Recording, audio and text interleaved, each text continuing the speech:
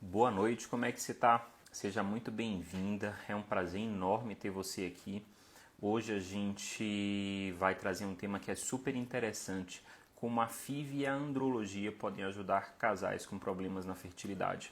E a gente vai ter um convidado que é muito especial, que é o nosso andrologista, o Dr. Eduardo Pimentel, que tem uma vasta experiência nessa parte do manejo de fator masculino. Vou só fixar aqui o título da nossa live e vou convidar o Dr. Eduardo.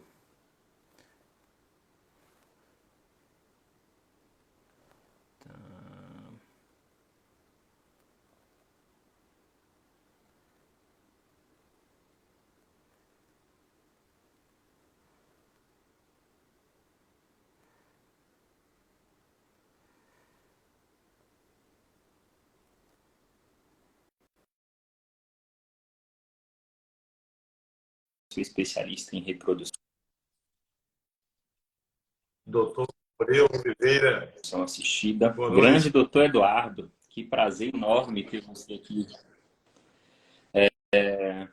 Hoje estava contando para o pessoal aqui, a gente preparou um tema super legal, super interessante, como a FIV e a andrologia podem ajudar casais com problema na fertilidade, né? São dois recursos que a gente tem que podem ajudar a aumentar a chance de gravidez, né? A FIV, né, em alguns contextos específicos e num fator que muitas vezes é tão esquecido, às vezes ele é tão subvalorizado, que é o fator masculino, né?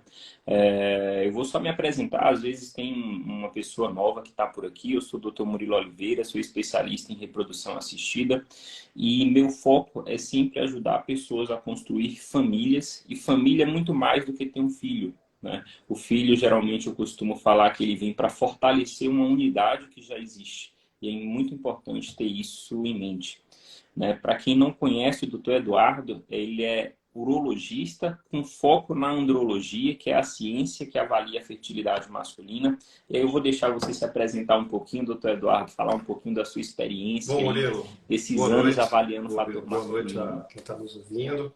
Primeiro, eu quero te parabenizar pelo trabalho que você faz nas redes sociais, com essas lives, divulgando e informando, facilitando não só a vida do infertileuta, né, Murilo, que trabalha com isso, mas especialmente a quem enfrenta a dificuldade da infertilidade, as tentantes e também, evidentemente, aos casais com infertilidade conjugal. Muito obrigado por me deixar fazer parte disso daqui. Muito obrigado.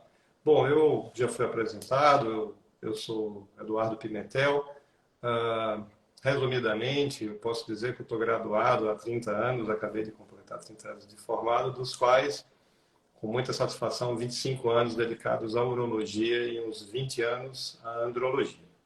Eu trabalho com o Murilo, nós trabalhamos no Instituto Vero e eu trabalho no serviço público desde 2002, no Instituto, no CEPRA, do HMIL, tratando o fator masculino. Então, assim, é uma área que eu sou entusiasta, gente, eu gosto muito do que eu faço e espero poder contribuir, Murilo. Vamos lá, vamos em frente e bater um papo sobre isso. Com certeza. Uma coisa que eu sempre gosto de perguntar, e eu deixo para você que está assistindo a gente, né? Você tem problema de engravidar? Se você tem problema de engravidar ou se você não tem, imagine se você tivesse, em quem você acharia que está o problema, né? É uma coisa que é muito comum, doutor Eduardo, e aí é um senso social, é achar que o problema sempre está na mulher, né? Na maioria das vezes as pessoas acham que o problema está sempre na mulher e eventualmente, às vezes, o parceiro, né, quando faz um espermograma, alguém avalia, ou alguém dá uma olhada por cima, fala que está tudo normal e às vezes acha que aquilo, né, a fertilidade masculina se resume àquilo, né? E na verdade a gente sabe que é muito mais, né? Eu sempre gosto de focar que na avaliação global da infertilidade, seja masculina, seja feminina, a gente tem que seguir um passo a passo. A gente recebe muitos pacientes, né? Muitas pessoas que já chegam e falam assim: doutor, eu não quero fazer FIV, doutor, eu não quero fazer isso, doutor, eu não quero fazer aquilo, eu quero fazer daquele outro jeito, eu quero fazer coito programado. E eu sempre gosto de reforçar que a gente tem um passo a passo. O primeiro passo é sempre investigar. porque a gente descobre o inimigo, a gente descobre o que tem de alterado. Segundo passo é avaliar, e isso é o casal, nunca só um, né? Segundo passo, descobrindo o que, que tem de alterado, o que está dificultando, a gente sempre avalia como a gente pode melhorar ou se aquele fator é um fator que pode ser reversível. Depois a gente parte para as propostas de tratamento, propostas de acompanhamento, né? De acordo com o processo de individualização do casal como um todo, né? Já reforço aqui, se alguém tiver alguma dúvida, coloca aqui na caixinha de perguntas, no decorrer da live eu vou dando uma olhada e vou me discutindo junto com o Dr. Eduardo, perguntando para ele se for relacionado ao fator masculino, para a gente tirar todas as dúvidas de vocês. Doutor Eduardo, como é que é essa experiência, né? Assim, a gente tem uma experiência mais com um casal, mas você falou, né, que tem uma experiência muito grande nesse manejo da parte masculina. E a gente sabe que tem muitos paradigmas relacionados a isso. Às vezes as pessoas associam a infertilidade masculina com a masculinidade, né? Às vezes recebe o paciente já com uma carga prévia, às vezes de urologista generalista, às vezes de um ginecologista geral, né? Que dê um parecer sobre o caso dele.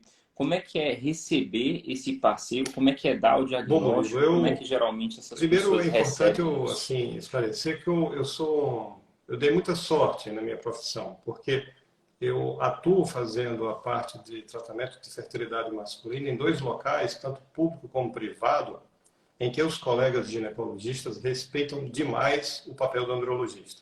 Então isso é muito importante. Você ter um time sincronizado, multidisciplinar, onde o ginecologista bate o olho naquela situação. Você precisa de uma avaliação, seu marido precisa de uma avaliação com o andrologista. Isso tanto acontece no hospital público que eu trabalho, como lá na clínica, a gente tem essa sintonia. Isso é muito importante.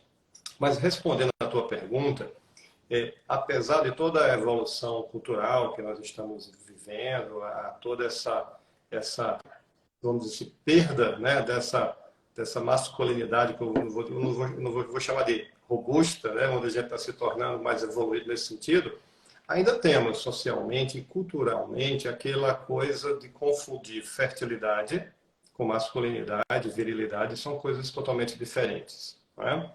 Então, veja, há um certo, inclusive, preconceito que eu vejo quando você sai da esfera da medicina reprodutiva, em que uma mulher chega, eu fiz vários exames tentando e tal, e o seu marido, quantos espermogramas fez? Um. E há quanto tempo? Não, fez mês passado. E você sabe bem, né, Murilo? Pasmem, e às vezes está zerado. Ou seja, aquela senhora, aquela tentante, que passou por uma série de exames, alguns desagradáveis e tal, e o simples exame de espermograma, mesmo que convencional, não foi feito. Então é muito interessante entender, a gente sabe disso, mas deixar muito claro para quem está nos ouvindo que a responsabilidade da fertilidade ela é mútua, é necessário um óvulo, é necessário um espermatozoide, e a gente sabe que estatisticamente a gente pode dividir meio a meio. A gente sabe que tem os fatores responsáveis que são vindos, que vêm do homem, os que vêm da sua parceira, e tem aquela situação dos dois lados. Então a gente pode, de uma forma, uma matemática grosseira, né, Moreno? Me corrija se eu estiver errado, dizer, olha, é meio a meio a responsabilidade. Então a avaliação do fator masculino, ele no meu ponto de vista, como andrologista, ele é imprescindível. Mesmo, às vezes, com espermograma normal, a gente pode falar sobre isso daqui a pouco.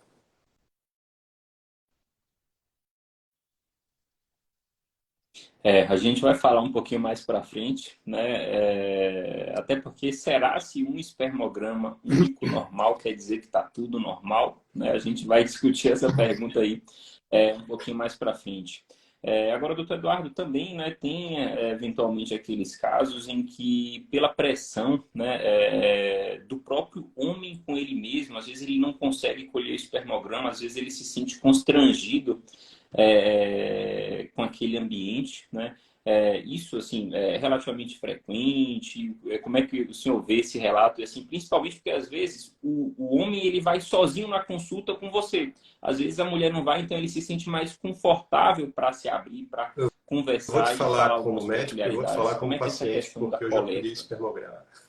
Então, colher um espermograma é algo muito desagradável para qualquer homem, né? Eu acho que nunca vai existir uma sala de coleta perfeita para espermograma, mas você pode melhorar isso. Você pode, eu chamo humanizar. Então você imagine um laboratório de grande fluxo, onde entregam para o paciente um frasquinho e apontam a direção de um toalete, do lado de uma recepção, onde ele escuta ruídos, conversas, gargalhadas, corre o risco de alguém bater na porta. E é claro, isso é uma situação extremamente inibitória para uma coleta que precisa de uma masturbação sem estímulo sexual algum, e não é raro, muitas vezes eu não consigo colher o espermograma. Então é muito importante os laboratórios que se propõem a fazer um espermograma bem feito, que façam a sala pelo menos com privacidade, com isolamento acústico, numa área um pouco mais remota. O ideal é que a sala tenha um ambiente não só de isolamento acústico, de privacidade, mas que seja oferecido ali, que deixe o paciente totalmente à vontade para que ele use os estímulos. E isso faz uma diferença muito. Há, inclusive, barreiras religiosas. Você fala, não posso, não vou colher, e isso é um problema, né, Murilo?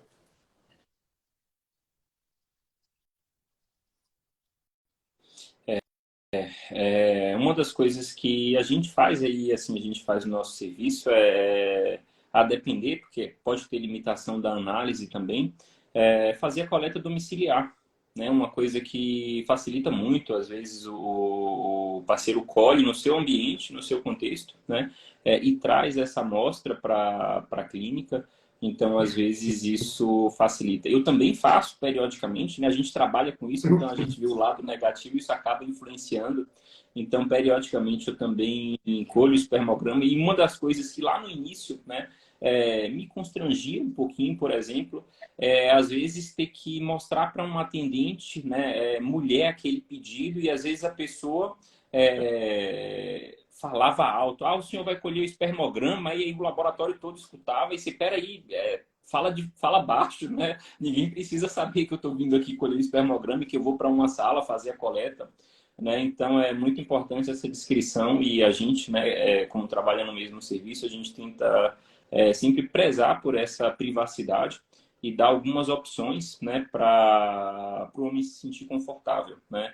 Existe as questões culturais e às vezes uma das coisas que as pessoas pensam e confundem essa questão de a dificuldade de uma coleta pontual com masculinidade o que eu vou falar quando eu chegar em casa se a pessoa não conseguiu colher, né? O que eu vou falar para minha esposa que já fez exame das trompas, já fez ultrassom, já fez isso, já fez biópsia endometrial, já fez aquilo, e teoricamente o meu era o espermograma, né? E eu não consegui fazer, né? Então isso é uma coisa que existe, a gente tem que discutir, a gente tem que conversar. Eu sempre deixo um canal aberto com o parceiro, tem o meu contato, qualquer dificuldade, qualquer coisa, pode me ligar, geralmente me liga, a gente conversa, a gente discute, né?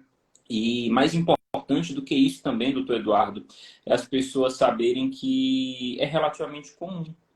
Ele não é um peixe fora d'água, né, se ele não conseguiu fazer uma coleta pontual. Porque às vezes a pessoa acha que é uma limitação dela e que todos os outros conseguem tranquilamente e só ele é a pessoa que tem um problema. Na verdade, não. É relativamente comum a pessoa não conseguir colher. E existem estratégias para manejar isso. Mas bora lá, né? Bora começar a falar de fertilidade masculina de verdade. E a primeira coisa, né, que eu gostaria de discutir com você, doutor Eduardo, é sobre os hábitos, né? A gente vê que na maioria das vezes as mulheres elas têm uma tendência à modificação de hábitos nutricionais, atividade física, né? Restrição de bebida alcoólica e o parceiro às vezes ele como se às vezes o problema não fosse com ele, pelo simples fato de ejacular, às vezes está tudo bem. Então, a adesão a essas mudanças é relativamente menor comparado com a mulher. De fato, hábitos ruins, eles influenciam na fertilidade masculina, modificar, né, restauraria. E outra pergunta, né, hábitos ruins não necessariamente Bom, influenciam na é muito fertilidade, mas interessante, na né, Murilo? saúde Uma do das bebê. lições mais difíceis que me deram na vida foi o nosso amigo Vinícius, que me pediu para dar uma aula no congresso sobre isso, sobre estilo de vida e, e infertilidade fator masculino. Eu achei que era uma coisa muito fácil e quando eu fui buscar os artigos científicos é uma enxurrada enorme e você sabe disso, se pesquisa sobre vários aspectos, mas aí vem o bom senso.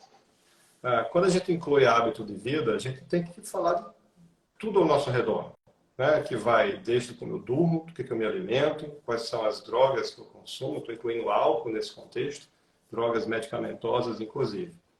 E é claro que se você tiver um ambiente insalubre, ou seja, se você tiver uma condição inadequada à sua saúde, isso vai se refletir negativamente também na sua fertilidade, na sua capacidade reprodutiva. Então, nós sabemos que sim, o fumo é um fator negativo, drogas, de uma maneira geral, principalmente maconha, cocaína, crack, essas drogas sintéticas, elas vão atuar negativamente, vão interferir na motilidade do espermatozoide. Né? Você me perguntou sobre riscos teratogênicos. Há sim descrito que determinadas drogas, drogas que eu falo recreativas, podem comprometer algumas alterações congênitas do bebê.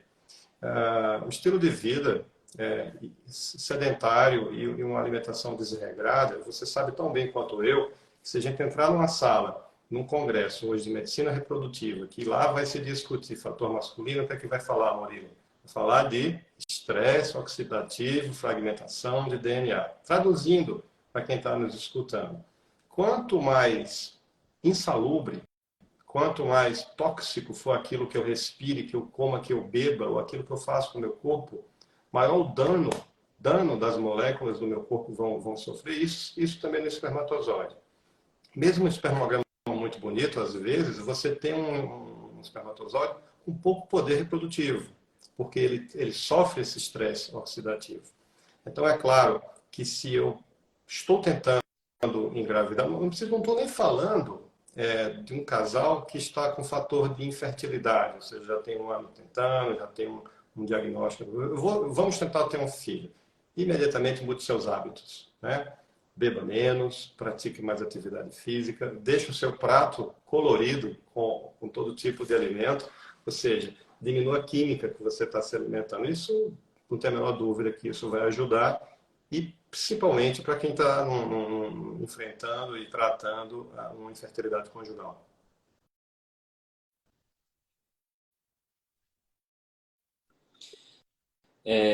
Dentro dos hábitos, doutor Eduardo, é muito interessante porque às vezes é difícil você convencer o parceiro, às vezes, a deixar de fazer ingesta de bebida alcoólica, digamos assim, uma droga social, né? E eu costumo falar que hábitos pontuais por espermatozoide, né, ser produzido a cada 3 meses, eles acabam influenciando muito mais nessa produção do que tecnicamente no óvulo. O óvulo ele é mais influenciado por uma exposição crônica e aí é menos reversível, digamos assim, por essa exposição crônica, né? Então, assim, é muito importante essa mudança de hábito dos dois, porque não adianta de nada ter um excelente óvulo se o espermatozoide não for bom, o embrião não vai ser bom. Não adianta de nada ter um espermatozoide excelente e um óvulo ruim, o embrião não vai ser bom. E no final das contas é a junção dos dois, é a soma dos dois. Por isso que o foco é sempre no casal.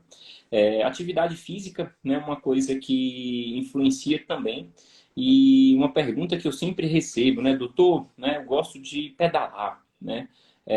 Eu gosto de pedalar e aí como fica sentado, às vezes muito tempo, influencia na questão dos espermatozoides, enfim, dificulta a gravidez, ou o paciente Murilo, que vai essa ser submetido a pergunta é tratamento, isso impressionante, ela é influencia muito no comum, resultado né? final? E nesse mesmo congresso em que me caiu no colo esse presente, né, esse cavalo de Troia aí de falar sobre esse assunto, eu li um artigo interessantíssimo de um grupo italiano fez exatamente tentando responder essa pergunta. Agora vamos tentar explicar para quem está nos ouvindo por que a cisma com pedal, né?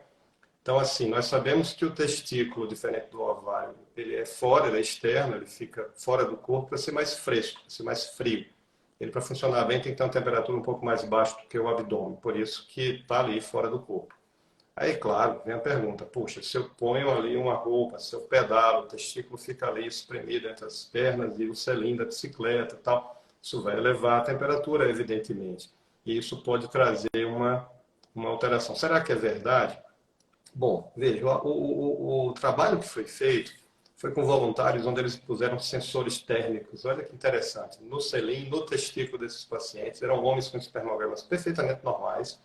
Eles fizeram percursos de bicicleta, exatamente o mesmo, com o mesmo tipo de bicicleta, seguindo a mesma velocidade por tantas horas, por tantos dias, e eles perceberam que a alteração e a mudança térmica era mínima e que não houve alteração nenhuma no espermograma. Agora, em contrapartida, fizeram um segundo estudo com homens com o mesmo padrão, com sauna. O resultado foi terrível. Isso por quê? Você sabe, Murilo, eu sei que você pratica spinning, né? Eu vejo você fazer isso. Eu duvido que numa bicicleta de spinning você atinja a temperatura de uma sauna. Eu não sei quanto, 40, 45 graus e aquela... E isso sim é problemático. Ou seja, Eduardo, eu tenho um ofurô em casa, eu gosto de tomar meu banho quente, sabe? Isso não é legal.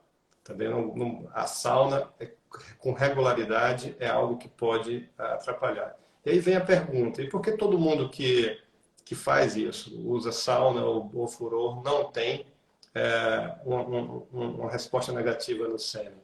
Aí vem o aspecto da individualidade, que se aplica a varicocele, por exemplo. Porque homens com varicocele podem ter filhos e outros não. Hoje nós sabemos, Murilo, que é uma predisposição genética.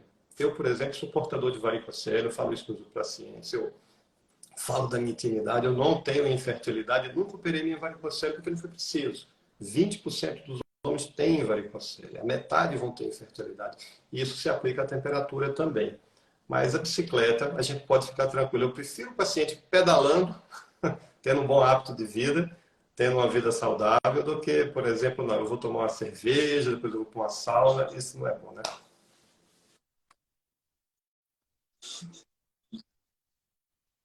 É algo que é bem interessante, né? Essa questão da temperatura, da sauna também como um todo. E eu costumo falar, doutor Eduardo, para os meus pacientes que eles têm que focar no contexto deles, deixar de olhar para o jardim do vizinho, né? Porque cada casal, cada pessoa é individual, não tem ninguém igual em 8 bilhões de pessoas na Terra, né? Se você olhar digital, até de irmão gêmeo é diferente.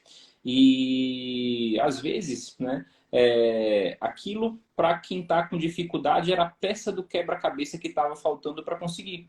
Para outro casal, não necessariamente. Então, as pessoas elas têm que focar nas alterações, nos problemas, nas limitações dela para poder contornar. Até porque com o do vizinho, né, provavelmente não vai conseguir a mesma coisa, o mesmo sucesso. Né? É, avaliação masculina com andrologista, né? A gente tem uma parceria, né? Então para a gente é muito fácil, a gente tem um diálogo muito aberto, então é muito tranquilo para mim encaminhar paciente, né? Mas ao mesmo tempo, às vezes algumas pessoas podem sentir dificuldade em saber o momento exato. Ao casal tá começando a engravidar, vale a pena passar pelo andrologista para uma orientação inicial. É bom, mas não seria uma recomendação formal. A avaliação inicial começa com fertileuta para fazer uma avaliação básica masculina. Vale a pena sempre que tiver alteração encaminhar ou não encaminhar. Qual seria tecnicamente o papel do andrologista aí nesse contexto de Olha, Murilo, eu infertilidade, acho aonde que geralmente o senhor vê que acrescenta vamos muito? definir o que é infertilidade, né? 6 meses tentando, sinal de alerta. Ela é jovem, os dois são jovens, são saudáveis, e tentar o que é, né, Murilo? É relação sexual regular sem proteção. Bom, se há 6 meses de tentativa sem sucesso, sinal de alerta. Se são 12 meses, sinal vermelho. Tem que ir primeiro para o ginecologista, que normalmente o caminho é o ginecologista. Mas assim, tanto faz. Deve ser buscado uma avaliação. E como nós trabalhamos de uma maneira muito sintonizada, eu acredito que 50% dos pacientes que eu recebo vêm dos ginecologistas. Uns 30% são colegas urologistas que recebem no consultório, olha, não, eu vou te mandar para um cara que faz isso melhor do que eu. E uns 20% talvez uma busca ativa, internet, que chega no meu consultório o paciente. Mas assim, eu acho que a ordem, se é começar com o ginecologista, ou com o andrologista, ela não vai fazer tanta diferença se a coisa for feita com seriedade e ética. Por exemplo, se um paciente vai hoje ao meu consultório, poxa, o seu urologista, o senhor trata câncer renal. Eu disse, olha, eu sou habilitado para tratar câncer renal, eu tenho 5 anos de residência, eu tratei por muito tempo, mas hoje eu me dedico a uma área da urologia que eu não posso me considerar um especialista mais em câncer renal. Vou te mandar para um amigo. Eu acho que isso deve ser aplicado a todas as especialidades e a nossa não é diferente.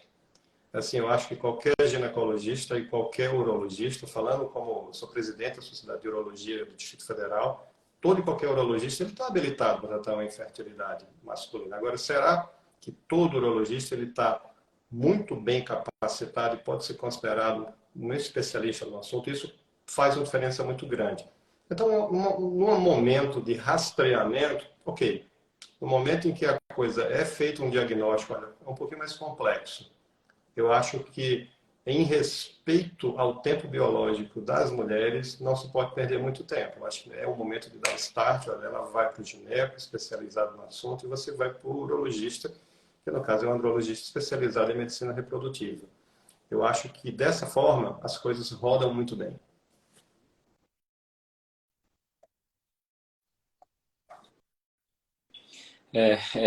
Eu costumo falar, doutor Eduardo, que hoje a gente vive uma era da superespecialização, né? A gente está aprofundando muito em temas específicos, assim, e quando chega esse perfil de paciente para a gente faz muita diferença, mas a gente perde um pouco, né?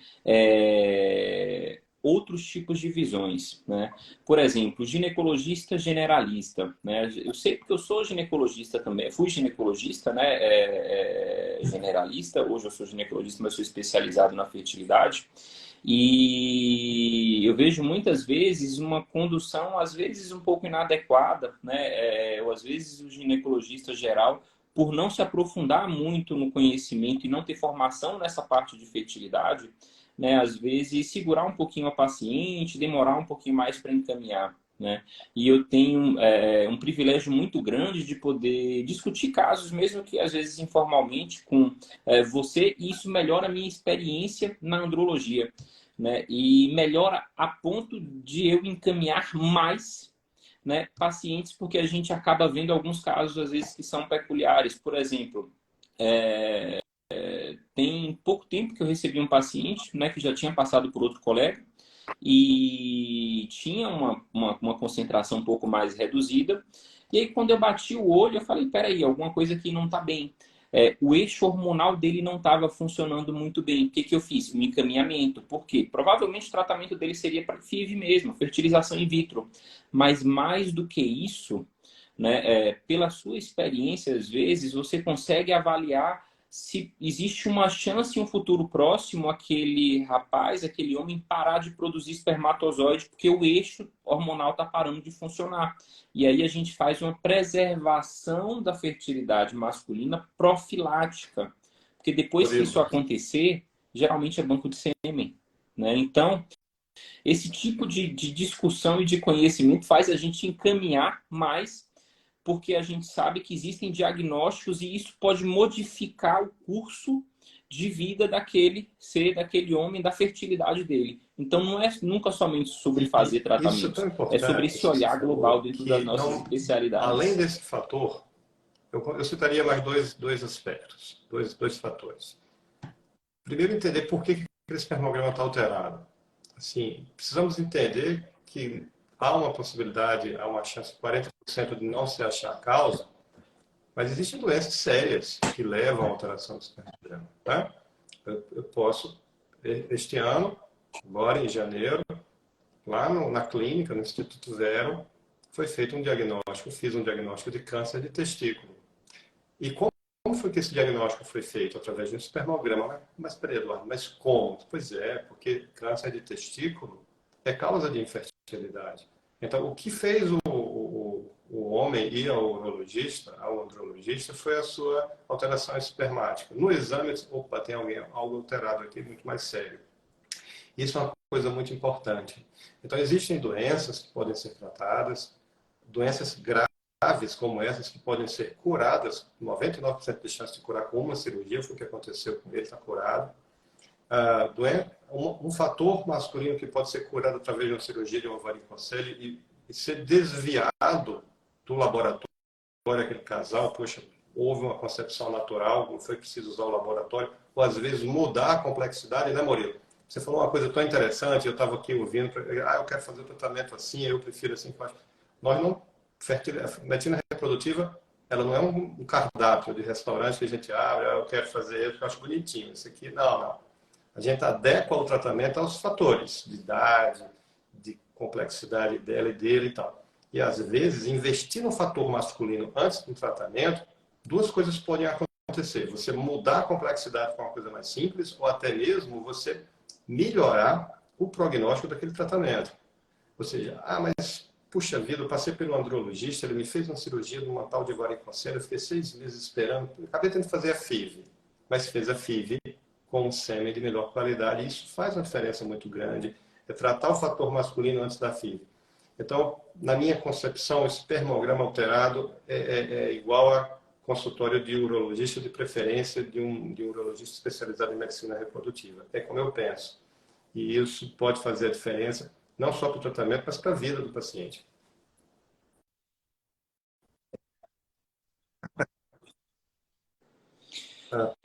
Já falando aí, doutor Eduardo, sobre espermograma, já veio outra pergunta aqui, né? Um único Tem uma espermograma regra, normal é eu tenho sinônimo um de estar livrinho tudo velho, normal? daqueles que você guarda, né, que a gente nem usa mais, mas está ali guardado na estante ali atrás, que tem lá uma coisa muito interessante do autor. Espermograma não é teste de fertilidade.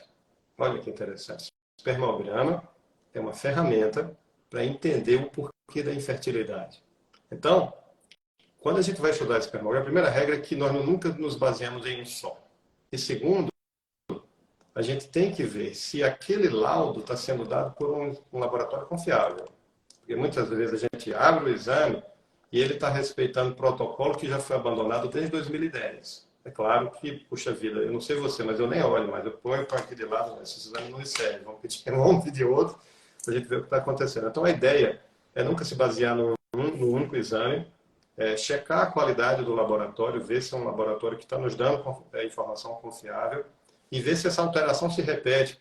Isso foi tão comum, né, Murilo, durante o Covid, porque a gente sabe que o Covid, o danado do vírus, como se não bastasse tudo que ele faz, ele ainda parasita o espermatozoide e destrói o espermatozoide. Por sorte, o espermatozoide, porque se fosse o óvulo, seria um problema, porque as mulheres não vão repor aqueles óvulos. Como nós repomos, 2 meses, 3 meses depois, estava normal. Então, o que a gente via do espermograma ruim, terrível, 1 mês depois de um Covid, depois de 3 meses estava normal, então a gente precisa ter essa distância entre os exames para saber se aquela alteração é persistente.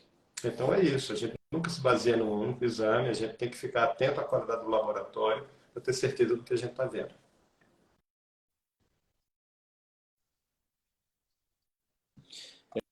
Até porque, né, um espermograma tradicional ele avalia alguns fatores estáticos, né? Pós-Covid, né, a gente, quando pede um espermograma um pouco mais detalhado, né, espermograma com capacitação ou TPS, a gente vê que às vezes os parâmetros morfológicos tradicionais estavam tudo certo. Quando você avalia algo adicional, fazia captação, às vezes avaliava a sobrevida, você via que a concentração reduzia drasticamente, né? Reduzia drasticamente. E aí, já puxando o gancho, né? Fala um pouquinho, doutor Eduardo, sobre esses tipos de espermogramas um pouco mais detalhados, o que ele pode acrescentar, qual contexto que às vezes a Então, gente pede, qual mais uma conduta vez, eu poderia acho mudar. que foi muita sorte a minha ter começado a me dedicar à medicina reprodutiva no momento em que começou a se dar valor ao espermatozoide, né, Murilo? Porque na década de 80 foi aquela coisa, pronto, morreu o fator masculino, inventamos a ICSI. Então, isso, com o passar do tempo, não é bem assim, temos que melhorar isso daí. Então, o espermograma convencional, basicamente, ele dá uma informação macroscópica e microscópica, ou seja, macroscópica que eu enxergo com meus olhos. Quanto foi de ml, que aquilo me ejaculou, a característica física e tal. Isso é muito importante porque a gente já ali começa a suspeitar se há algum problema de infecção, de uma questão hormonal, ou até um entupimento e tal. E depois ele vai para o microscópio. O microscópio ele dá 3 informações.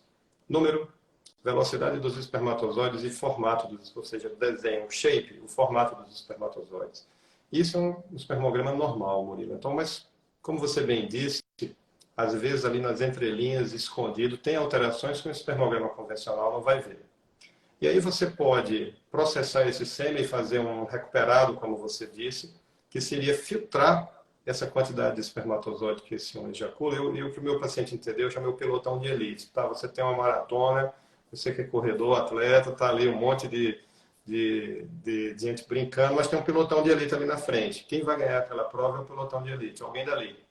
Então é você separar do ejaculado o pelotão de elite. A gente sabe que isso é muito importante para mim, para você, principalmente para você que é ginecologista, na hora de você indicar o tratamento. Será que esses meus inúmeros espermatozoides, será que eles estão tão bonitos, com morfologia e boa motilidade, será que eles vão sobreviver? Porque, veja, com a concepção natural, onde é que nós, homens, ejaculamos no corpo das esposas? Na vagina. E esses espermatozoides precisam viajar, bater na caldinha, nadar até chegar à ponta da trompa para encontrar um óvulo ali. Se ele não sobrevive a essa viagem de 24 horas, esse encontro não acontece. Então, quando você começa a evoluir, você pode achar nuances que não seria vista num espermograma convencional. Podemos evoluir mais ainda, né, Murilo? Podemos buscar qual é a taxa de integridade daquele DNA dos espermatozoides, a fragmentação, que a gente já falou um pouquinho. Por que isso é tão importante? Porque, entenda, o espermatozoide é um veículo, basicamente. É a maneira como a natureza fez uma coisa maravilhosa. Permitir que haja a exportação de material genético do meu corpo para o corpo de uma parceira, da esposa. O que eu estou exportando? O meu material genético. Se ele está corrompido, ele não vai ser lido adequadamente. Então, a gente tem dado muita atenção ao estresse oxidativo e taxa de fragmentação de DNA. Então, tem muita coisa a se fazer hoje na análise do espermatozoide, pura e simplesmente, quando a gente do que comparar um espermograma está normal. E eu entendo quando você fala assim, puxa vida, me chega um casal, o marido está resistente, que já fez 2 espermogramas em tal laboratório, que é muito bom, muito bacana, tal, isso aqui, mas é um espermograma padrão, digamos assim, é o primeiro teste, ele não pode morrer ali, ele tem que fazer uma avaliação um pouco mais detalhada.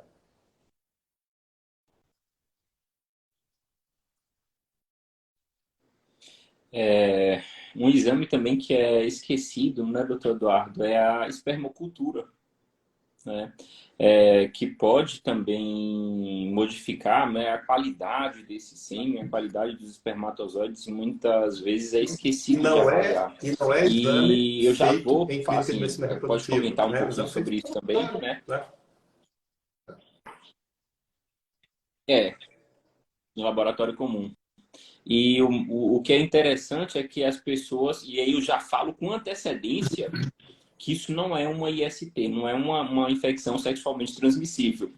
Porque daqui a pouco vem positivo aí, tem gente me ligando, doutor, larguei esse homem, porque não, cara, peraí. Então eu já falo antes, né? Eu falo, ó, se vier positivo, isso não é uma doença sexualmente transmissível, né? É como se fosse uma infecção de urina que você não vai transferir pelo ato sexual, né? Então, isso também é algo que a gente complementa na avaliação sempre, né? Porque às vezes uma alteração E leve muito pode fácil ser decorrente usar o a tratamento, né? isso. Né? Uma Antibiótico. alteração leve pode ser decorrente a isso. É, pois é, pois é. Doutor Eduardo, aquela coisa, né? Tem sêmen, tá tudo certo, tá tudo bem. Qual é o fator que é mais limitante, né? O que é mais desafiador nessa parte masculina Então, a Murilo, título quando a gente de trabalha no fator de serviço completo, infertilidade? o que é um serviço completo, né? Você pega uma unidade médica em que você tem todos os recursos disponíveis. Então, se você tem, se você tem espermatozoide viável, vivo, no sêmen, um tratamento é possível, concorda? O paciente ejacula, tem aqui uma contagem baixíssima, é multidisciplinar, lá na clínica, assim, eu pego o telefone, falo com o nosso embriologista, escuta, olha esse sêmen, o que, é que você acha? Dá para uma X? Dá para uma X. Então, muito bem. O desafio é quando a gente está diante da contagem zero, né, Murilo? A gente tem uma azoospermia, A de ausência, zoospermia e espermatozoide. Então, a gente pode classificar a zoospermia em dois grandes grupos. Para ficar mais simples, são homens que não ejaculam no espermatozoide porque tem muito entupimento no seu sistema reprodutor. Então, ou seja, ele ejacula, tem esperma ali, mas quando põe no microscópio é zero. Esse é um grande exemplo, o homem vasectomizado. Existem homens que nascem com uma alteraçãozinha congênita, que é a ausência do deferente, que ele se comporta igualzinho um vasectomizado. Você falou da DST, não foi com a esposa, mas na juventude ele teve uma aventura, teve uma IST, não foi por urologista com vergonha, bateu lá na farmácia, o amigo deu um comprimido, ele tratou mal uma clamídia, ele obstrui seu deferente. Então esses pacientes são muito facilmente tratáveis. Nós vamos lá no espermatozoide, por técnica de procedimento em medicina reprodutiva da embriologia, é uma punção, nós chamamos de PES, a gente espelha os espermatozoides e a gente usa para fazer isso. Agora, o grande desafio é quando chega um homem com a zoospermia que ela não é obstrutiva. Ele tem uma redução do tamanho testicular, ele tem uma alteração hormonal que mostra que o testículo é um testículo atrófico, e a gente abre um protocolo, nós temos esse protocolo na clínica, de tratamento de infertilidade para a zoospermia não obstrutiva. Então, esse paciente ele vai passar por ele vai ser um pente fino, vai passar por uma série de exames genéticos, hormonais, em busca de uma resposta. E hoje a gente tem um recurso de ir até o extremo, que seria levar esse paciente para o centro cirúrgico do laboratório, tem que ser no laboratório, não pode ser no centro cirúrgico da cidade, porque eu tenho que tirar aquele material ali e ser rápido, fazer uma microdissecção testicular, que é buscar dentro do testículo algumas unidades de espermatozoide, né, Murilo? Então isso é possível. Tem a situação mais dramática, que é uma esterilidade. Às vezes a gente chega numa situação como essa e diz, olha, é impossível. Né? É impossível porque o senhor tem um defeito genético, é uma microdeleção do Y, e o senhor nasceu sem células produtoras de espermatozoide. Então, ainda não desenvolvemos na medicina uma ferramenta para tratar isso. Esse casal teria que fazer uma fertilização in vitro, se quisesse, com sêmen de doador. Mas, assim, o grande desafio é a zoospermia não obstrutiva, mas, assim, eu felizmente, eu vejo uma grande evolução, né, do dia que eu comecei a me dedicar ao que eu estou vendo e fico imaginando o que vai vir. Então, é muito interessante. Então, a gente tem visto muita coisa bacana.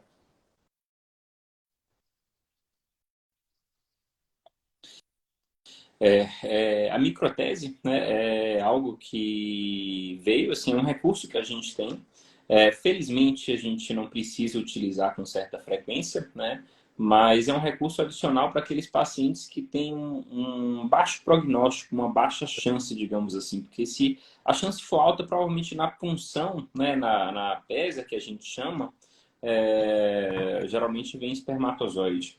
Mas quando aquela produção é muito pequena, né, a microtese, que é essa dissecção, eu costumo falar, e às vezes as pessoas até projetam, né, que é abrir o testículo como se fosse uma laranja, e aí quando às vezes eu explico, o cara sente uma dor, né? E aí olha no microscópio para ver a região que talvez tivesse, vai naquela região e manda no laboratório para ver. E é muito importante ter o laboratório do lado, porque se ele falar assim, veio, pronto, acabou o procedimento. Se ele falar não veio, às vezes tem que procurar um pouquinho mais, né?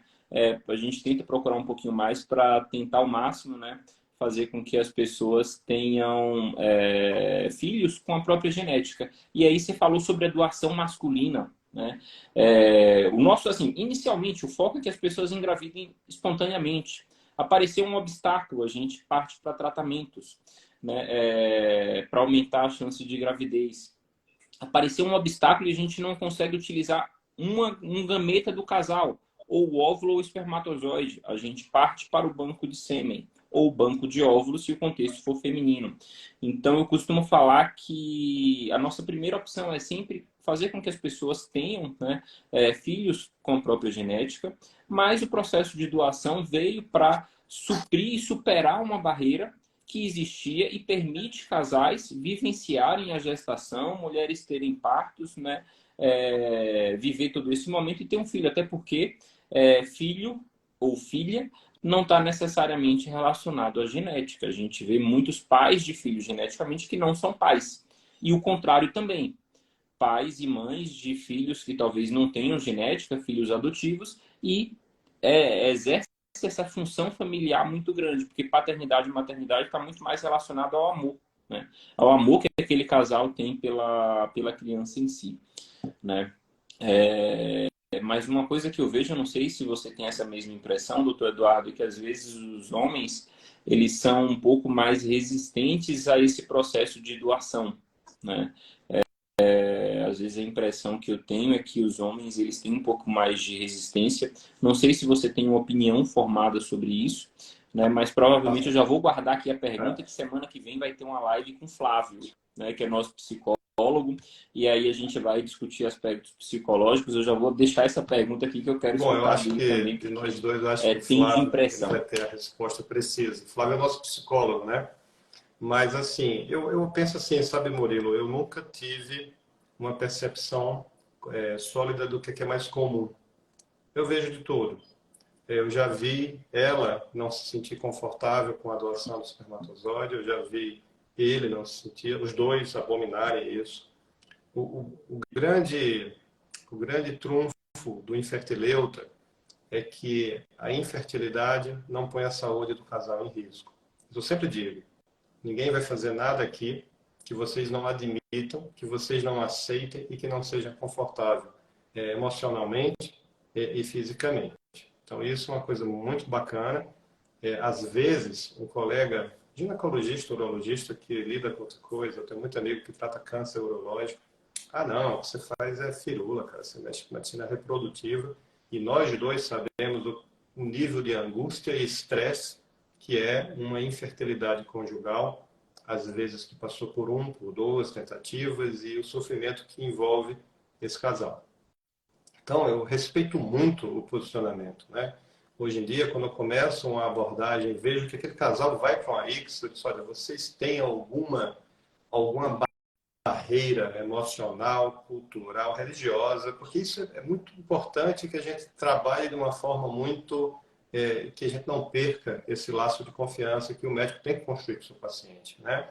Porque tudo é muito pragmático. Ah, poxa, se não tem espermatozoide, eu vou ali, banco. Não, não é assim. Tenta se projetar do outro lado, sentar do lado ali com sua esposa, se imaginar a situação. Então, eu acho assim, eu já vi acontecer várias situações em que o tratamento não foi feito por diversos motivos que eu posso explicar, religiosos, porque o preconceito de não querer o sêmen. E eu não posso intervir nisso, né, o Murilo? Eu tenho que deixar esse casal se entender. E hoje eu falei para um paciente meu, eu disse, olha, hoje a sua certeza é essa, mas será que daqui a 10 anos vai ser? Hã? Então seria melhor congelar esse sêmen? É isso aí que você falou. E falando em criopreservação seminal, eu acho uma ferramenta fantástica. Nos dá muita segurança para o futuro, ou seja, porque é muita coisa que pode acontecer em uma década, por exemplo, com a saúde de um homem, né? Mas assim, eu não tenho respondendo uma certeza se é mais comum a rejeição do que a aceitação. Mas o nosso amigo vai saber nos dizer.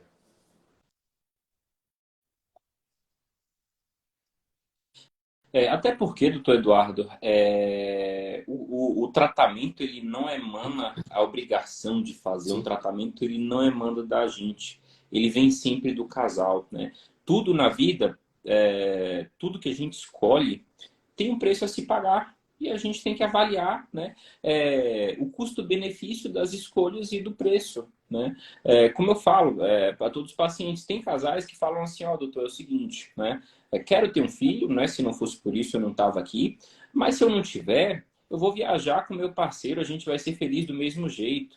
Tem casais que falam, doutor, é o seguinte, a gente está junto tem 20 anos, desde os 18 anos de idade, ele pensa em ser pai, eu penso em ser mãe, é nosso sonho de vida. Tem casais que falam, doutor, é o seguinte, minha religião, né, não permite, então sim. se não for para ser espontaneamente, eu não quero ferir meus princípios religiosos, então ou vai ser desse jeito ou não vai ser, eu vou ressignificar isso.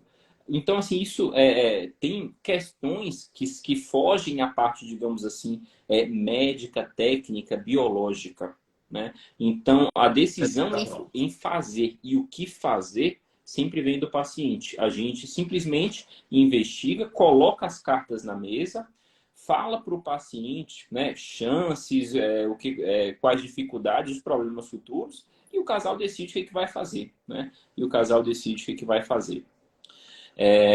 Doutor Eduardo, a gente foi dos dois extremos, né? Aquele Certo? casal que estava, ou aquele homem que estava com tudo normal, né?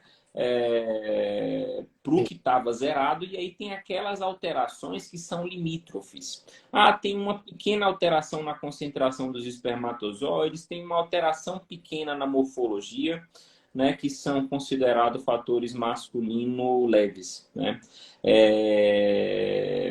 O quanto a gente deve atribuir isso como talvez uma causa de infertilidade, como manejar isso, quanto tempo a gente às vezes espera, né, do ponto de vista masculino, né, para ver se tem uma possível É, recuperação para tentar espontaneamente ou não.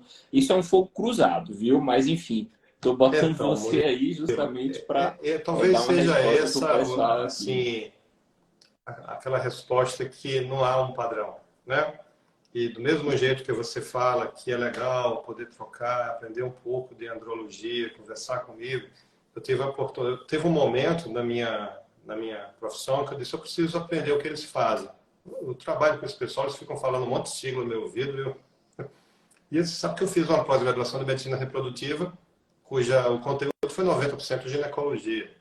Então, eu aprendi o que é um estímulo ovariano controlado, o que é uma reserva ovariana, tudo isso, endometriose e tal. Não, não pratico, evidentemente, porque eu não sou ginecologista, mas foi importante eu entender. Então, veja, tudo vai depender do contexto. Nunca vai haver um casal igual ao outro. Quando quem já passou pelo meu consultório sabe que eu começo a consulta perguntando dela como é que a senhora chama, qual a sua idade, quanto tempo vocês estão tentando, o que o seu ginecologista falou da senhora, qual a sua dificuldade. Por quê? Isso me diz quanto eu preciso ser objetivo, quanto eu preciso ser rápido, ou quanto eu posso ter de paciência para investir naquele fator masculino. Eu não posso tratar um casal da mesma maneira, dois casais, se um deles, a parceira, está numa idade limítrofe, de uma reserva da idade biológica para a reprodução, se ela tem uma reserva ovariana comprometida, do mesmo jeito, não, ela é muito jovem, ela não tem nada, então eu tenho um fator masculino aqui que eu devo investir. Então, assim, essa minha dedicação a esse fator masculino, o tempo que eu vou desprender para tentar melhorar aquilo, ela vai depender desse contexto. Mas é claro, se eu tenho uma alteração espermática e eu tenho uma varicocele, na minha opinião, a varicocele tem que ser tratada. Né? Se esse paciente, ele, como a gente falou no começo, é sedentário, bonachão, tomador de cerveja, aquela coisa, nada contra a cerveja, também tomo cerveja, só não acho que pode ser o nosso alimento. Eu preciso mudar os hábitos de vida desse paciente, fazer com que ele se conscientize disso, para ver se eu tenho um reflexo ali. E, por fim, eu sempre pergunto, independente da idade dela, qual o nível de angústia que a sua mulher e vocês estão passando para esse filho? É enorme? Poxa vida, então ficou simples, ficou fácil, vamos tratar. Porque a gente sabe que se eu aumentar o estresse desse casal, isso vai contribuir negativamente também nesse contexto, né, Murilo?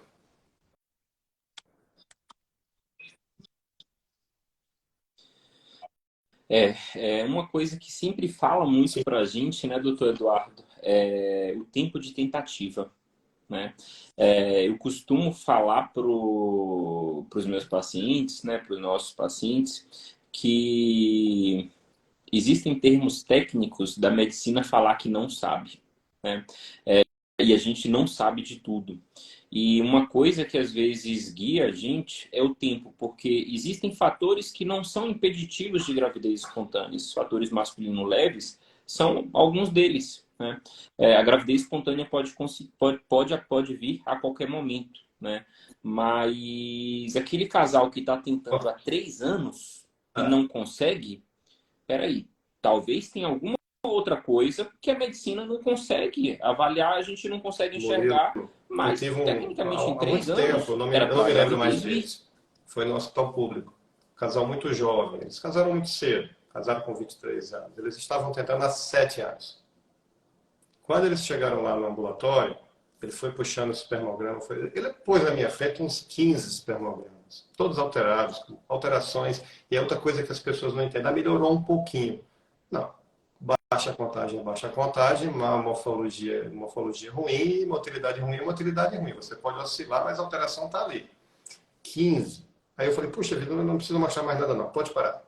Ninguém falou que precisa fazer uma fertilização in vitro. Aí a esposa falou para mim, doutor, eu imploro para os médicos ser tratada. E eles me falam, você é muito nova, tenta mais um pouquinho. 7 anos de tentativa. Então, você veja o sofrimento, a angústia, o estresse que esse casal está passando, simplesmente pagando o preço de serem jovens. Poxa vida, que nem você falou, 2 anos de tentativa. Qual a dúvida, gente? Ah, porque o espermograma é assim, é assado, a minha alteração é leve. Sim, mas... E uma pergunta que eu faço, sabe, Murilo? Hoje eu tenho feito muito isso. Qual o seu ideal de família? Quantos filhos vocês pensam em ter? Quando você casou e tal, ou não casou, não importa. Qual é o seu sonho? Quantos filhinhos? É um casal? São 2 meninos, 2 meninas? O que você sonha? Vamos fazer umas contas? Vamos ver se isso cabe ali no tempo que temos de reserva, né? Então, essas coisas, a gente tem que ter uma responsabilidade, o médico tem que ter uma responsabilidade sobre isso. Nós estamos lidando com sonhos, com projetos de vida, e às vezes a gente fica postergando um tratamento, tentando ser bonzinho, a gente está fazendo exatamente o contrário. A gente está castrando e limitando, digamos assim, os projetos de vida daquele casal, né? Então, eu concordo contigo.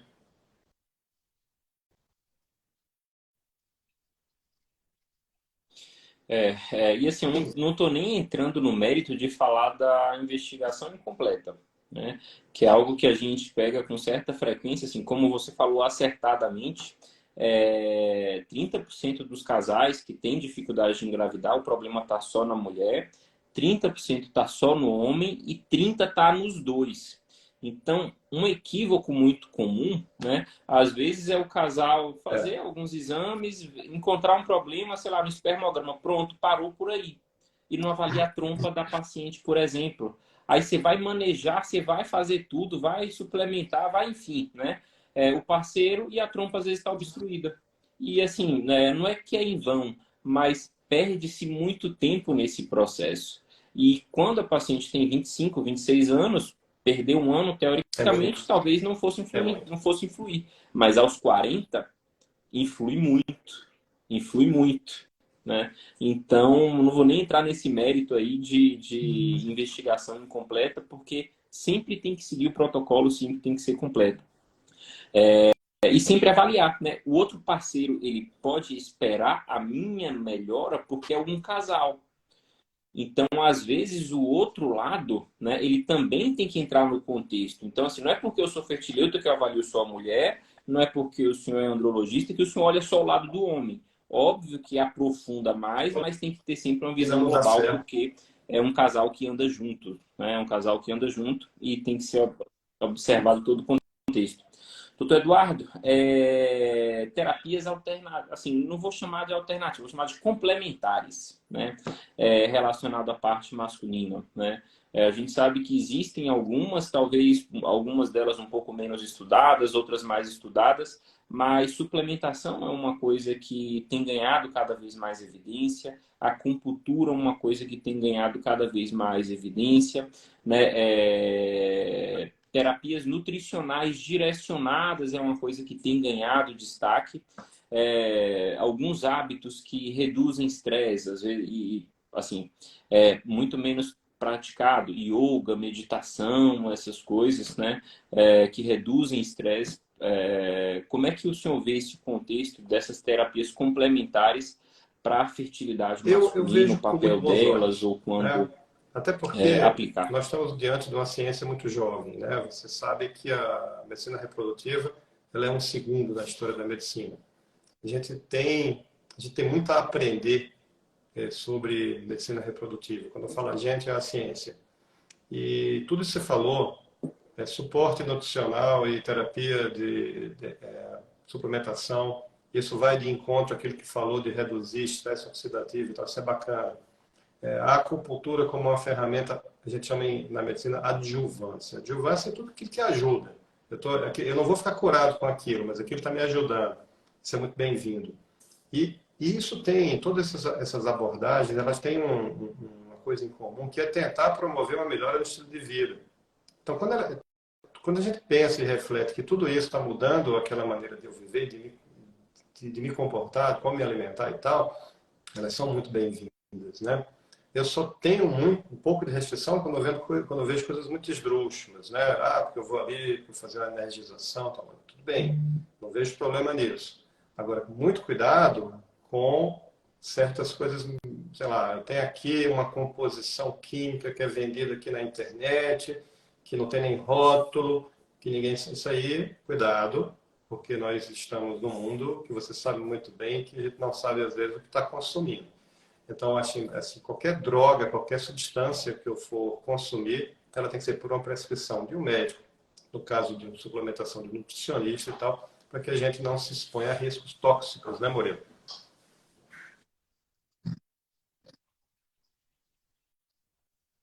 É, uma coisa que eu vejo também, doutor Eduardo, e eu não acho que é legal, né? É quando as pessoas elas acham que talvez um desses pilares vai ser o salvador da pátria e substitui o outro. Por exemplo, às vezes a pessoa acha que a acupuntura vai salvar a pátria dela e que vai ser o que vai resolver única e exclusivamente o problema dela. Tem pessoas que acham que a suplementação com agente antioxidante, a gente pode citar vários aqui, zinco com a enzima Q10, vitamina E, enfim, né? Diversos, vai substituir toda a má alimentação que a pessoa teve a vida toda e os maus hábitos para melhorar a fertilidade pontualmente, né? Então, o que o estresse, né, está causando isso tudo, somente o estresse, é porque a pessoa é muito estressada, né? Então, uma coisa que geralmente eu gosto de reforçar é que são coisas complementares, mas não são substitutivas. Elas vêm, como o senhor bem falou, para ajudar, né?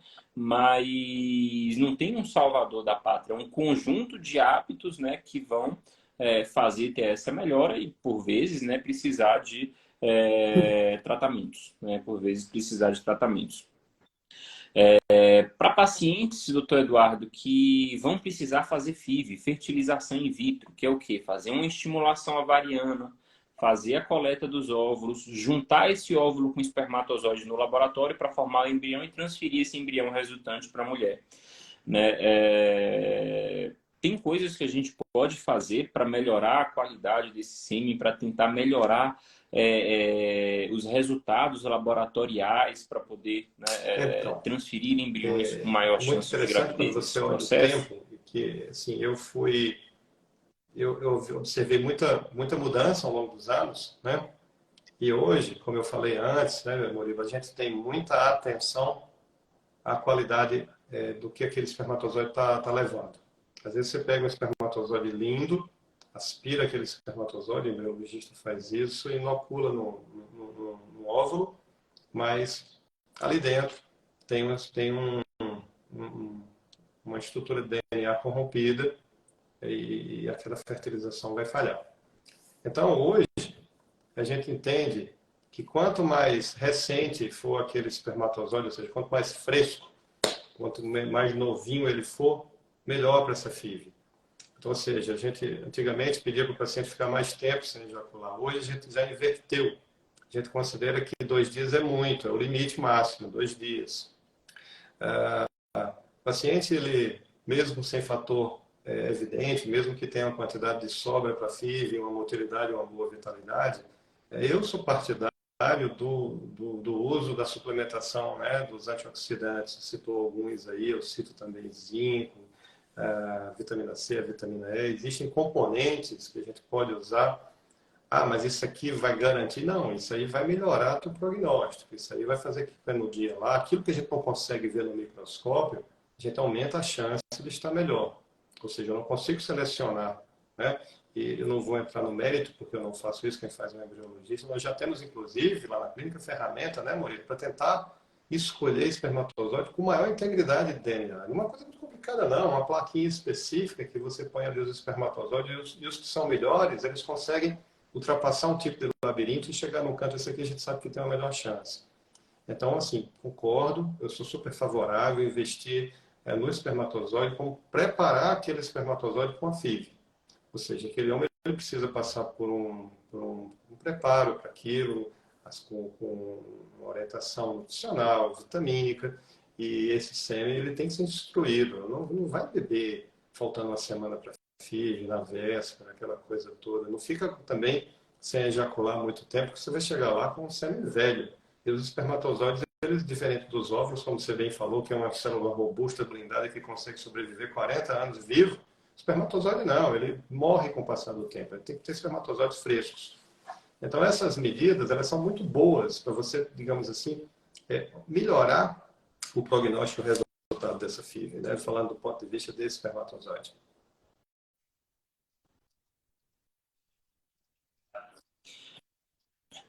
Hoje a gente também tem que tentar Sim, prestar sempre atenção, né, doutor Eduardo, nas medicações de uso contínuo. A gente vê, às vezes, pessoas utilizando medicações para melhorar a tensão, medicações para queda de cabelo, né? Existem diversas medicações que podem influenciar no processo e a gente deve sempre ver custo-benefício, né? Porque a pessoa é dependente daquela medicação para exercer suas atividades. Então, assim, você explica, mas né, pesa custo-benefício. É uma medicação que dá para suspender temporariamente, né? Para fazer o tratamento, tentar extrair o máximo de qualidade possível e depois retornar, então a gente suspende transitoriamente, né? O que o senhor vê se relacionado ao uso de medicação? Tem alguma que é mais comumente utilizada que pode impactar de uma maneira geral Murilo, eu ou acho que não? Assim, é sim. mais Perguntar individualizado, sobre a cada pessoa medicação com faz seu parte da perfil? rotina da minha consulta. Quais são as medicações que você toma? E quando eu vejo que a resposta foi muito superficial, eu insisto, não toma remédio regularmente para nada, né? Então, assim, o nosso grande problema hoje, 2023, é o uso de testosterona, que tem sido usado de uma forma indiscriminada. Eu quero deixar claro que eu sou prescritor de testosterona, eu faço terapia de reposição hormonal em homens com deficiência androgênica inclusive, por algum tempo, trabalhei como speaker para a indústria farmacológica, dando aula sobre reposição de testosterona. Eu não sou contra isso. Eu só acho que é uma terapia. Acho não. Eu afirmo que é uma terapia, digamos assim, paradoxal. Ela inviabiliza a reprodução. Então, para iniciar uma terapia de reposição hormonal, você tem que saber, você tem desejo reprodutivo? Quer ter filho ainda? Quer. Olha só, então vamos estudar uma outra maneira de fazer sua testosterona subir. Então, assim, a droga hoje, a que eu vejo disparadamente que nos traz mais problema, é testosterona. Seja ela testosterona, seja um indutor de testosterona. E é bom que a gente explique isso, para ficar muito, muito claro, que, puxa vida, mas como é que pode? Se eu estou dando testosterona, que é um hormônio masculino, que vai melhorar, mas veja, quando eu dou testosterona, eu desligo o estímulo do testículo. O corpo sente assim, puxa vida, você está sobrando, então eu não preciso estimular a fábrica. Só que a mesma tecla que liga ou desliga da testosterona é a mesma que liga e desliga a produção de espermatozoides. Hoje mesmo atendi um paciente com uma contagem baixíssima por uso de testosterona. É reversível? Na grande maioria é. Mas às vezes a gente pode ter situações mais complexas, mais difíceis, em que essa reversibilidade ou é muito difícil ou impossível. Então, a testosterona hoje é um grande desafio. Eu deixo aqui, inclusive, o alerta. Eu sei que tem algumas pessoas ouvindo e talvez algumas já usando, que antes de usar, converse com quem está prescrevendo. Olha, eu quero ter filho, quero fazer um espermograma, veja a real necessidade de iniciar. Discutir possibilidades, inclusive, assim, puxa, se é imprescindível usar, deixa eu congelar meu sêmen, né? Ou então vamos adiar isso e vamos partir para um projeto reprodutivo, depois eu vejo se eu faço a minha reposição. Existe, como você falou, a finasterida, que é usada, está serida há muitos anos para queda de cabelo, é o contrário, né? A finasterida, ela bloqueia o efeito da testosterona e nós homens somos calvos aqui em cima porque nós temos receptores de testosterona aqui. E se eu tomo finasterida, vai criar cabelo ali, vai voltar a nascer, fica cabeludo, bacana e tal, mas eu bloqueio o efeito da testosterona no testículo. Então, a finasterida é uma molécula que não é bem-vinda a quem está com infertilidade porque ela atrapalha.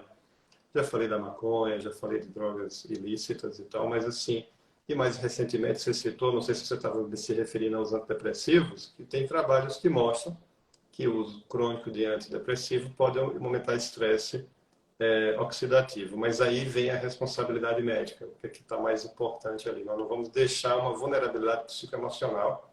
Eu nunca suspendo um antidepressivo que a gente vai tentar é suplementar o antioxidante, tentando blindar aquele espermatozoide desse efeito negativo, né, Murilo? Mas o meu grande vilão hoje, em termos de química, é a testosterona. É paradoxal, porque o paciente que me procura já com sua prova definida, com hipogonadismo, reclamando, eu prescrevo. Para quem chega lá, eu condeno. Então, puxa, Eduardo, qual é a sua opinião? É isso que você falou, eu individualizo. Eu não posso tratar todo mundo da mesma maneira. Está errado.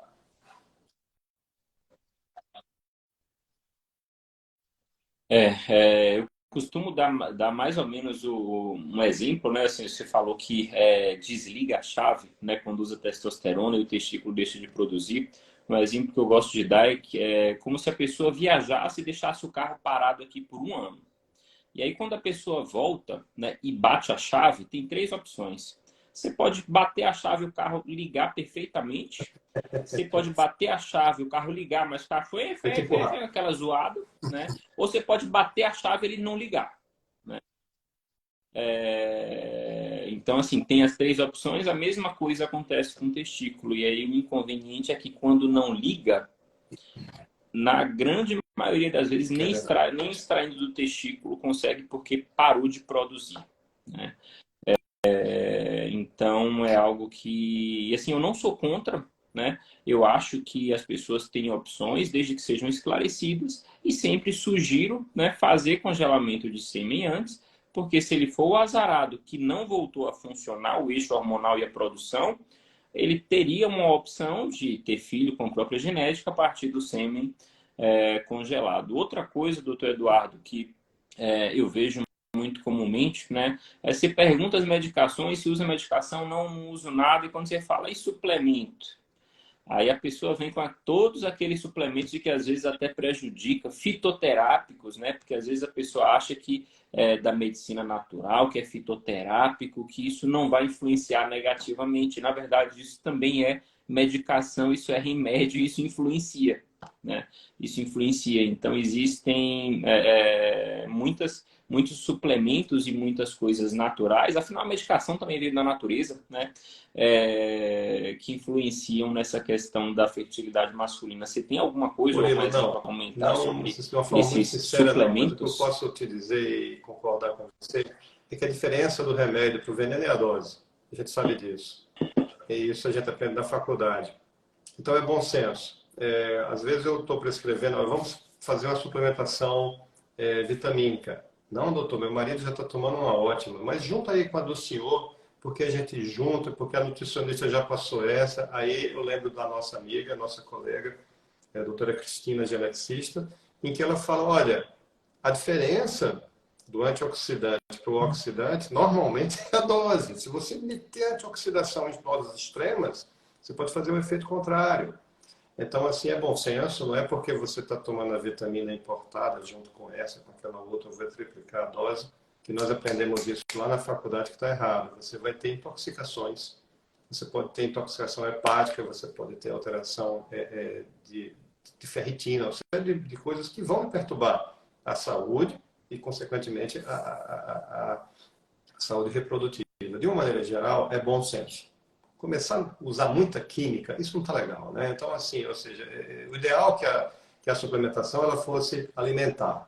Mas como isso é impossível, a gente suplementa, às vezes, com complexo vitamínico, mas respeitando doses fisiológicas.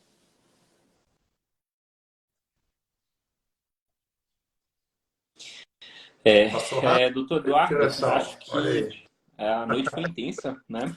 A gente, pois é, já tem um pouquinho mais de uma hora aí, né? A ideia era ficar uma hora. A gente falou muita coisa, né? Desde a parte de hábitos, né? O que modificar. A gente chamou atenção para alguns tipos de comportamento, a spinning, ciclismo, que é muito questionado, sauna, que é uma coisa que pode modificar a temperatura e ter uma influência se tiver uma exposição muito crônica. A gente falou daqueles fatores de fertilidade, né? Masculino leves, né? Como manejar e como levar em consideração. Falou de fatores mais importantes, a ausência de produção, alguns contextos que dá para fazer procedimento para extrair, outros não. o uso de medicações como testosterona, coisas que podem, né, exógenas, que podem influenciar na fertilidade. A gente falou sobre o papel da andrologia, né, que é o estudo da fertilidade masculina, né, e o papel, né, dele no contexto da gravidez, no contexto da fertilidade, no contexto da concepção e da importância da valorização do papel do homem, né? Ambos são importantes nesse processo, então a gente tem sempre que olhar para ambos. Doutor Eduardo, você quer fazer alguma Murilo, te consideração agradecer final, deixar alguma mais uma mensagem aí vez, para o pessoal? parabéns por esse trabalho, é muito legal. Assim, se deixasse, eu acho que a gente ia ficar aqui a noite dentro, né? O pessoal ia dormir, a gente ia ficar batendo papo aqui. Quando a gente faz o que gosta, trabalha de forma entusiasmada como a gente, é muito bacana. Então, a mensagem que eu deixo é de valorizar o fator masculino. Uma concepção ela é feita por uma união de duas células, uma proveniente do corpo masculino, outra proveniente do corpo feminino. E é impossível que ela aconteça se essas duas células não estiverem saudáveis. Daí a importância de se valorizar o fator masculino. Por fim, é isso. Eu agradeço a atenção de quem nos ouviu até agora. Mais uma vez, obrigado pela oportunidade. E vamos adiante. Vamos continuar trilhando esse rumo. Muito obrigado, viu, Murilo?